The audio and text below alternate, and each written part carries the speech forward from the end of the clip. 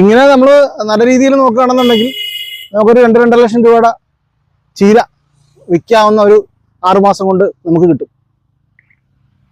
അധ്വാനിക്കാനുള്ള മനസ്സുണ്ടാവണം, അത് മാത്രം. ഇതിപ്പോ പിന്നെ ഡിസംബർ മാസം സാധാരണ രീതിയിൽ ചീരകൃഷി നമ്മളെ ഈ പ്രദേശങ്ങളിലൊക്കെ ആയി വരുന്നതേ ഉള്ളൂ. പക്ഷെ അതിനു മുമ്പ് തന്നെ നമ്മൾ ഈ കരപ്രദേശത്ത് നമ്മൾ കൃത്യമായി പരിപാലനത്തിലൂടെ ഈ കൃഷി വിളവിച്ചെടുത്തുകൊണ്ട് ഇതിന് 120 രൂപ കിലോയ്ക്ക് കിട്ടും. പക്ഷെ എല്ലാ മനുഷ്യർക്കും ഇത് ഉപയോഗിക്കണം. ഏത് സാധാരണക്കാരന് ഇത് നല്ല ആഹാരം കിട്ടണമെന്ന ലക്ഷ്യത്തിൽ നമ്മൾ 1 കിലോയ്ക്ക് ഇപ്പോൾ 100 രൂപ ക്രമത്തിലാണ് വിൽക്കുന്നത്. 100 രൂപ ഒരു അരമണിക്കൂർ ദിവസം ചെലവഴിക്കാന്നുണ്ടെങ്കിൽ ഇതുപോലെ നല്ല ആഹാരം നമുക്ക് വീട്ടിൽ തന്നെ ഉണ്ടാക്കിയെടുക്കാൻ പറ്റും. കൃത്യമായി നനക്കുക എന്നുള്ളതാണ് ഇതിന്റെ ചീരകൃഷിയുടെ ഏറ്റവും വലിയ ഉത്തരവാദിത്വം എന്ന് പറയുന്നത്. കൃത്യമായിട്ട് നനക്കണം. പ്രിപ്പറേഷൻ ചെയ്യുകയാണെന്നുണ്ടെങ്കിൽ അപ്പൊ സ്വിച്ച് ഇട്ടിട്ട് നമ്മൾ ഇതിന്റെ ചുവട്ടിൽ കൂടെ നടന്നാൽ മാത്രം മതി. കൃത്യമായി നനക്കണം. 2 നേരം ചീരകൃഷിക്ക് നനയ്ക്കണം. ജലമാണ് ഇതിന് ഏറ്റവും കൂടുതലായിട്ട് വേണ്ടത്.